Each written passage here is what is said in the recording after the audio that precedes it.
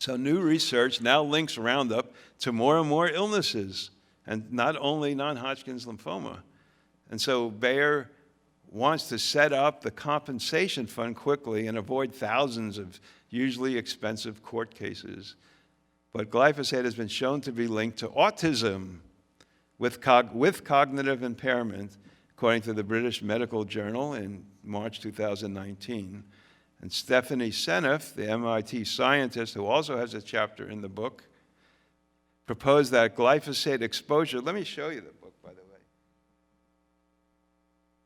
This is the book I'm talking about. Not that you can see it, but. So this is the book that just came out earlier this year that I wrote and put together. And all these people have, and you can get it outside if you want to. Stephanie Seneff has a chapter in there explaining a lot of this, and she proposed that glyphosate exposure is linked to autism prior to the publication in the medical journal that we talked about. So she was the first, or one of the first, to propose this, and she was scoffed at, as are so many alternative scientists, and especially as are so many women scientists who are scoffed at and treated patriarchally as well as and dismissed. She writes, certain vaccine viruses, including measles and MMR and flu virus, are grown on gelatin derived from the ligaments of pigs fed heavy doses of glyphosate in their GMO feed. Livestock feed is allowed to have up to 400 parts per million of glyphosate residues by the EPA, 400 parts per million of glyphosate residues by the EPA, thousands of times higher than has been shown to cause harm in numerous studies.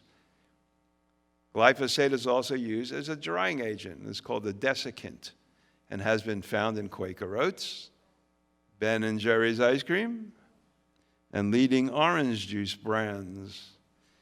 New findings reveal that children's vaccines, as well as popular brands of wine and beer, are contaminated with a cancer-causing pesticide. Which beer? I don't know which brands. The Organic Consumers Association has a website that lists all of these things, and so I recommend that you go to them. Here's Ben & Jerry's. They initiated this campaign against Ben & Jerry's because of, which was no longer owned by Ben & Jerry's, who were decent guys, right? It's owned by Unilever, which is a major U.S.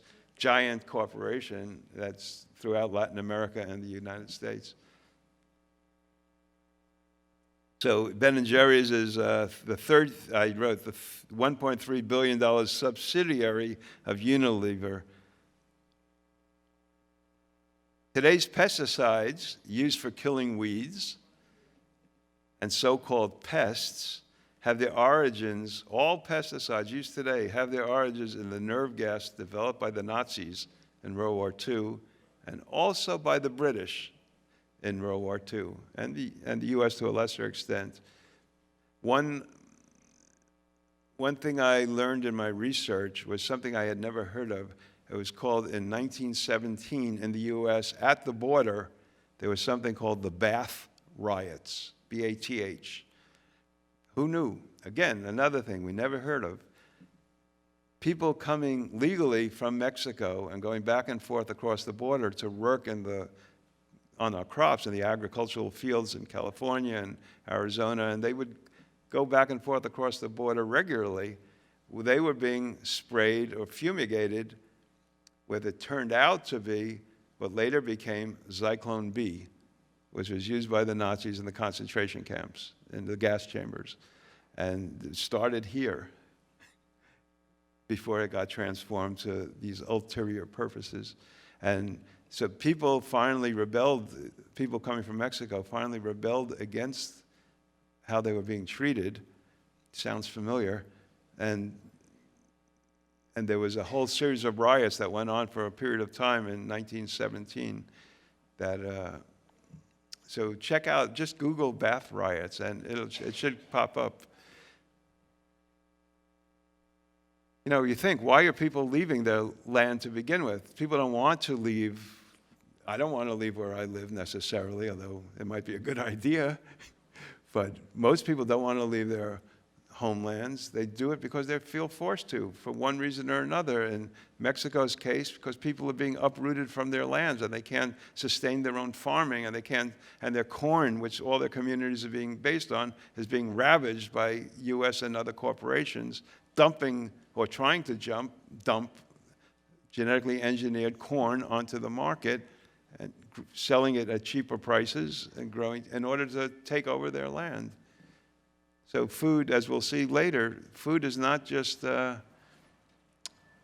this stuff. Genetic engineering is not just about making an immediate profit with a pesticide. It's also a means of empire, a means of expanding the empire, of colonialism. So Monsanto, Dow, Bayer, DuPont, and other agribusiness and pharmaceutical corporations work closely with the Pentagon and the Veterans Administration in developing herbicides like 2,4,5-T, a component of Agent Orange, sprayed extensively by the U.S. military in Vietnam, and responsible for contamination of water supplies, rice paddies, and forests. Agent Orange has caused devastating and debilitating illnesses in civilians and soldiers, chromosomal damage, and deformities in children, with effects in Vietnam and in the U.S. lasting to this day. Monsanto and Dow intentionally falsified key data on the effects of Agent Orange on human health. Once again, we should have known that when they went to have Roundup approved by looking at the whole history of how they lied, but they never did because they were working in cahoots.